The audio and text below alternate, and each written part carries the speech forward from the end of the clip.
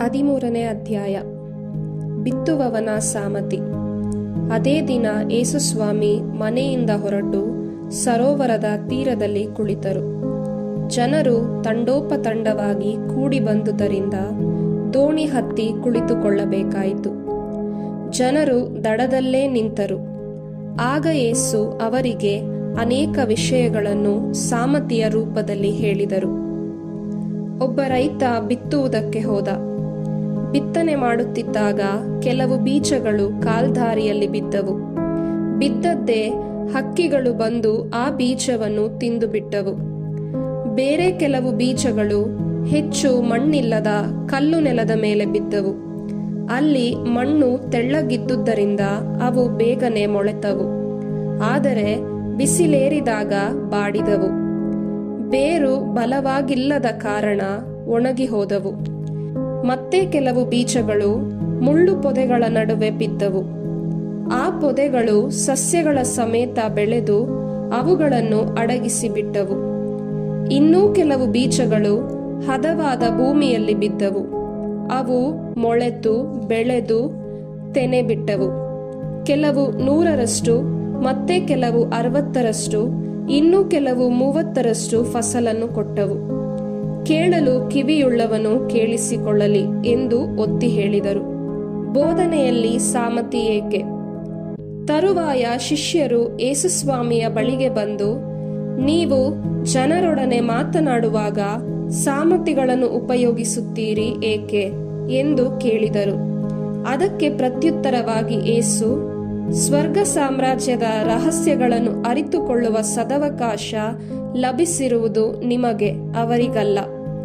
ಉಳ್ಳವನಿಗೆ ಇನ್ನೂ ಹೆಚ್ಚಾಗಿ ಕೊಡಲಾಗುತ್ತದೆ, ಅವನು ಸಮೃದ್ಧನಾಗುತ್ತಾನೆ. ಇಲ್ಲದವನಿಂದ ಇರುವ ಕಿಂಚಿತ್ತನ್ನೂ ಕಸಿದುಕೊಳ್ಳಲಾಗುತ್ತದೆ.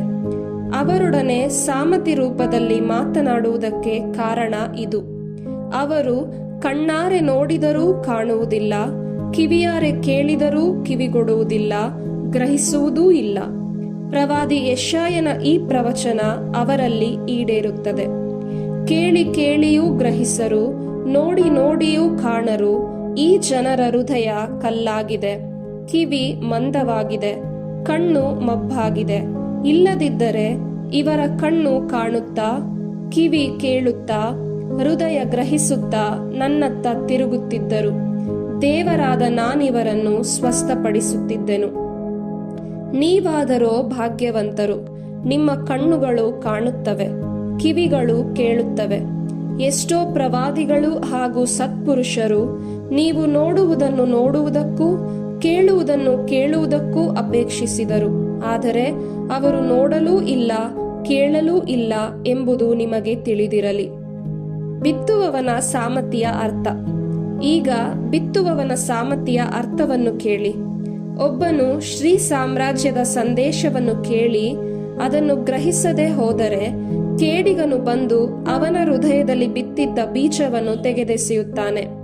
ಇವನು ಕಾಲ್ದಾರಿಯಲ್ಲಿ ಬಿದ್ದ ಬೀಜವನ್ನು ಹೋಲುತ್ತಾನೆ. ಬೇರೊಬ್ಬನು ಈ ಸಂದೇಶವನ್ನು ಕೇಳಿದ ಕೂಡಲೇ ಅದನ್ನು ಸಂತೋಷದಿಂದ ಸ್ವೀಕರಿಸುತ್ತಾನೆ. ಆದರೆ ಅದು ತನ್ನಲ್ಲಿ ಬೇರೂರದ ಕಾರಣ ಕೊಂಚ ಕಾಲ ಮಾತ್ರ ಇದ್ದು ಸಂದೇಶದ ನಿಮಿತ್ತ ಕಷ್ಟ ಕೋಟಲೆಗಳು ಬಂದೊದಗಿದಾಗ ಕೂಡಲೇ ಎಡವಿ ಬೀಳುತ್ತಾನೆ. ಇವನು ಕಲ್ಲು ನೆಲದ ಮೇಲೆ ಬಿದ್ದ ಬೀಜವನ್ನು ಹೋಲುತ್ತಾನೆ. ಇನ್ನೊಬ್ಬನು ಸಂದೇಶವನ್ನೇನೋ ಕೇಳುತ್ತಾನೆ, ಆದರೆ ಪ್ರಾಪಂಚಿಕ ಚಿಂತನೆಗಳು, ಐಶ್ವರ್ಯದ ವ್ಯಾಮೋಹಗಳು ಆ ಸಂದೇಶವನ್ನು ಫಲ ಬಿಡದಂತೆ ಅದುಮಿ ಬಿಡುತ್ತವೆ. ಇವನು ಮುಳ್ಳು ಪೊದೆಗಳಲ್ಲಿ ಬಿದ್ದ ಬೀಜವನ್ನು ಹೋಲುತ್ತಾನೆ. ಇನ್ನೊಬ್ಬನು ವಾಕ್ಯವನ್ನು ಕೇಳುತ್ತಾನೆ, ಗ್ರಹಿಸಿಕೊಳ್ಳುತ್ತಾನೆ, ಫಲಪ್ರದನಾಗಿ 100ರಷ್ಟು, 60ರಷ್ಟು, 30ರಷ್ಟು ಫಲ ಕೊಡುತ್ತಾನೆ. ಇವನು ಹದವಾದ ಭೂಮಿಯಲ್ಲಿ ಬಿದ್ದ ಬೀಜವನ್ನು ಹೋಲುತ್ತಾನೆ ಎಂದರು. ಕಳೆಗಳ ಸಾಮತಿ. ಯೇಸುಸ್ವಾಮಿ ಜನರಿಗೆ ಮತ್ತೊಂದು ಸಾಮತಿಯನ್ನು ಹೇಳಿದರು. ಸ್ವರ್ಗ ಸಾಮ್ರಾಜ್ಯವು ತನ್ನ ಹೊಲದಲ್ಲಿ ಒಳ್ಳೆಯ ಗೋಧಿಯನ್ನು ಬಿತ್ತಿದ ರೈತನನ್ನು ಹೋಲುತ್ತದೆ. ಒಂದು ರಾತ್ರಿ ಎಲ್ಲರೂ ನಿದ್ರಿಸುತ್ತಿರುವಾಗ ಅವನ ವೈರಿ ಬಂದು ಗೋಧಿಯ ನಡುವೆ ಕಳೆಗಳನ್ನು ಬಿತ್ತಿ ಹೋದ. ಗೋಧಿ ಬೆಳೆದು ತೆನೆ ಬಿಟ್ಟಾಗ ಕಳೆ ಬೆಳೆದಿರುವುದು ಗೋಚರವಾಯಿತು. ಆಗ ಆಳುಗಳು, ತಮ್ಮ ಯಜಮಾನನ ಬಳಿಗೆ ಬಂದು, ಸ್ವಾಮಿ, ನಿಮ್ಮ ಹೊಲದಲ್ಲಿ ಬಿತ್ತಿದ್ದು ಉತ್ತಮವಾದ ಗೋಧಿ ಅಲ್ಲವೇ? ಜೊತೆಗೆ ಕಳೆಯೂ ಕಾಣಿಸಿಕೊಂಡಿದೆಯಲ್ಲ, ಅದೆಲ್ಲಿಂದ ಬಂತು ಎಂದರು. ಯಜಮಾನ, ಇದು ನನ್ನ ವೈರಿ ಮಾಡಿರುವ ಕೆಲಸ ಎಂದ. ಹಾಗಾದರೆ ಕಳೆಯನ್ನು ಕಿತ್ತು ಹಾಕೋಣವೇ ಎಂದರು ಆಳುಗಳು. ಅದಕ್ಕೆ ಯಜಮಾನ, ಬೇಡ ಬೇಡ, ಕಳೆಯನ್ನು ಕೀಳುವಾಗ ಗೋಧಿಯನ್ನೂ ಕಿತ್ತು ಬಿಟ್ಟೀರಿ. ಸುಗ್ಗಿಯವರೆಗೆ ಎರಡೂ ಒಟ್ಟಿಗೆ ಬೆಳೆಯಲಿ. ಸುಗ್ಗಿಯ ಕಾಲದಲ್ಲಿ ಮೊದಲು ಕಳೆಯ ಕಿತ್ತು ಸುಟ್ಟು ಹಾಕಲು ಕಟ್ಟಿಡಿ. ಬಳಿಕ ಗೋಧಿಯನ್ನು ಒಕ್ಕಣೆ ಮಾಡಿ ನನ್ನ ಕಣಚಕ್ಕೆ ತುಂಬಿರಿ ಎಂದು ಕೊಯ್ಲುಗಾರರಿಗೆ ಹೇಳುತ್ತೇನೆ ಎಂದ. ಸಾಸಿವೆ ಕಾಳಿನ ಸಾಮತಿ. ಯೇಸುಸ್ವಾಮಿ ಇನ್ನೊಂದು ಸಾಮತಿಯನ್ನು ಹೇಳಿದರು. ಸ್ವರ್ಗ ಸಾಮ್ರಾಜ್ಯ ಒಂದು ಸಾಸಿವೆ ಕಾಳನ್ನು ಹೋಲುತ್ತದೆ. ಈ ಕಾಳನ್ನು ತೆಗೆದುಕೊಂಡು ಹೋಗಿ ರೈತ ತನ್ನ ಹೊಲದಲ್ಲಿ ಬಿತ್ತಿದ. ಕಾಳುಗಳಲ್ಲಿ ಅತಿ ಸಣ್ಣದಾದ ಇದನ್ನು ಬಿತ್ತಿದಾಗ ಎಲ್ಲಾ ಸಸ್ಯಗಳಿಗಿಂತಲೂ ದೊಡ್ಡದಾಗಿ ಬೆಳೆದು ಮರವಾಗುತ್ತದೆ. ಆಕಾಶದಲ್ಲಿ ಹಾರಾಡುವ ಅಕ್ಕಿಗಳು ಬಂದು ಇದರ ರೆಂಬೆಗಳಲ್ಲಿ ಗೂಡು ಕಟ್ಟಿ ವಾಸಿಸುತ್ತವೆ. ಹುಳಿ ಹಿಟ್ಟಿನ ಸಾಮತಿ. ಯೇಸುಸ್ವಾಮಿ ಮತ್ತೊಂದು ಸಾಮತಿಯನ್ನು ಜನರಿಗೆ ಹೇಳಿದರು. ಸ್ವರ್ಗ ಸಾಮ್ರಾಜ್ಯ ಹುದುಗೆಬ್ಬಿಸುವ ಹುಳಿಯನ್ನು ಹೋಲುತ್ತದೆ. ಅದನ್ನು ಒಬ್ಬಾಕೆ ತೆಗೆದುಕೊಂಡು 3 ಸೇರು ಹಿಟ್ಟಿನಲ್ಲಿ ಕಲಸಿದಳು. ಆ ಹಿಟ್ಟೆಲ್ಲ ಹುಳಿಯಾಯಿತು. ಸಾಮತಿಗಳ ಸುರಿಮಳೆ ಏಕೆ? ಇದೆಲ್ಲವನ್ನು ಯೇಸುಸ್ವಾಮಿ ಜನರಿಗೆ ಸಾಮತಿಗಳ ರೂಪದಲ್ಲಿ ಹೇಳಿದರು. ಸಾಮತಿಗಳಿಲ್ಲದೆ ಅವರಿಗೆ ಏನನ್ನೂ ಬೋಧಿಸಲಿಲ್ಲ.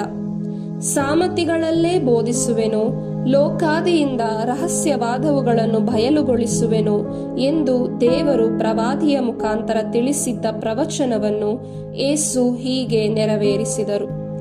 ಕಳೆಗಳ ಸಾಮತಿಗೆ ಅರ್ಥ. ಯೇಸುಸ್ವಾಮಿ ಜನರನ್ನು ಬೀಳ್ಕೊಟ್ಟು ಮನೆಗೆ ಬಂದರು.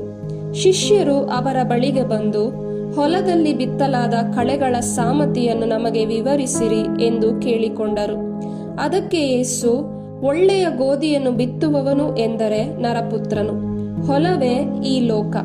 ಒಳ್ಳೆಯ ಕಾಳುಗಳೇ ಶ್ರೀ ಸಾಮ್ರಾಜ್ಯದ ಮಕ್ಕಳು, ಕಳೆಗಳೇ ಕೇಡಿಗನ ಮಕ್ಕಳು. ಆ ಕಳೆಗಳನ್ನು ಬಿತ್ತಿದ ವೈರಿಯೇ ಪಿಶಾಚಿ. ಸುಗ್ಗಿಯೇ ಕಾಲಾಂತ್ಯ. ಕೊಯ್ಲುಗಾರರೇ ದೇವದೂತರು. ಕಳೆಗಳನ್ನು ಕಿತ್ತು ಬೆಂಕಿಯಲ್ಲಿ ಸುಟ್ಟು ಹಾಕಿದಂತೆ ಕಾಲಾಂತ್ಯದಲ್ಲೂ ನಡೆಯುವುದು. ನರಪುತ್ರನು ತನ್ನ ದೂತರನ್ನು ಕಳುಹಿಸುವನು. ಅವರು ಆತನ ರಾಜ್ಯದಿಂದ ಪಾಪಕ್ಕೆ ಕಾರಣವಾದುದೆಲ್ಲವನ್ನೂ ಮತ್ತು ದುಷ್ಕರ್ಮಿಗಳೆಲ್ಲರನ್ನೂ ಒಟ್ಟುಗೂಡಿಸಿ ಅಗ್ನಿಕುಂಡದಲ್ಲಿ ಹಾಕುವರು. ಅಲ್ಲಿ ಅವರು ಕಟಕಟನೆ ಹಲ್ಲು ಕಡಿದುಕೊಂಡು ಗೋಳಾಡುವರು. ಸಧರ್ಮಿಗಳು ತಮ್ಮ ತಂದೆಯ ಸಾಮ್ರಾಜ್ಯದಲ್ಲಿ ಸೂರ್ಯನಂತೆ ಪ್ರಕಾಶಿಸುವರು. ಕಿವಿಯುಳ್ಳವನು ಕೇಳಿಸಿಕೊಳ್ಳಲಿ. ಹೂಳಿಟ್ಟ ನಿಧಿ. ಸ್ವರ್ಗ ಸಾಮ್ರಾಜ್ಯವನ್ನು ಹೊಲದಲ್ಲಿ ಹೂಳಿಟ್ಟ ನಿಧಿಗೆ ಹೋಲಿಸಬಹುದು. ಇದನ್ನು ಒಬ್ಬನು ಪತ್ತೆ ಹಚ್ಚಿ ಅಲ್ಲಿಯೇ ಮುಚ್ಚಿಡುತ್ತಾನೆ. ತನಗಾದ ಸಂತೋಷದಿಂದ ಹೋಗಿ ತನಗೆ ಇದ್ದು ಬದ್ದುದೆಲ್ಲವನ್ನೂ ಮಾರಿ ಈ ಹೊಲವನ್ನೇ ಕೊಂಡುಕೊಂಡು ಬಿಡುತ್ತಾನೆ. ಅನರ್ಘ್ಯ ಮುತ್ತುರತ್ನ. ಸ್ವರ್ಗ ಸಾಮ್ರಾಜ್ಯವನ್ನು ಉತ್ತಮವಾದ ಮುತ್ತುರತ್ನಗಳನ್ನು ಹುಡುಕಿಕೊಂಡು ಹೋಗುವ ವರ್ತಕನಿಗೂ ಹೋಲಿಸಬಹುದು. ಅನರ್ಘ್ಯವಾದ ಒಂದು ಮುತ್ತನ್ನು ಕಂಡ ಕೂಡಲೇ ವರ್ತಕ ತನ್ನ ಆಸ್ತಿಪಾಸ್ತಿಯನ್ನೆಲ್ಲ ಮಾರಿ ಆ ಮುತ್ತನ್ನು ಕೊಂಡುಕೊಳ್ಳುತ್ತಾನೆ. ಬೀಸುಬಲೆ. ಸ್ವರ್ಗ ಸಾಮ್ರಾಜ್ಯವನ್ನು ಒಂದು ಮೀನು ಬಲೆಗೆ ಹೋಲಿಸಬಹುದು. ಬೆಸ್ತರು ಬಲೆಯನ್ನು ಸಮುದ್ರದಲ್ಲಿ ಬೀಸಿ ಎಲ್ಲಾ ಜಾತಿಯ ಮೀನುಗಳನ್ನು ಹಿಡಿಯುತ್ತಾರೆ. ಬಲೆ ತುಂಬಿದ ಮೇಲೆ ಅದನ್ನು ದಡಕ್ಕೆ ಎಳೆದು ಕುಳಿತುಕೊಂಡು ಒಳ್ಳೆಯ ಮೀನುಗಳನ್ನು ಮಾತ್ರ ಆರಿಸಿಕೊಂಡು ಬುಟ್ಟಿಗೆ ಹಾಕಿಕೊಳ್ಳುತ್ತಾರೆ. ಕೆಟ್ಟವನ್ನು ಎಸೆದು ಬಿಡುತ್ತಾರೆ. ಕಾಲಾಂತ್ಯದಲ್ಲಿ ಇದರಂತೆಯೇ ಆಗುವುದು.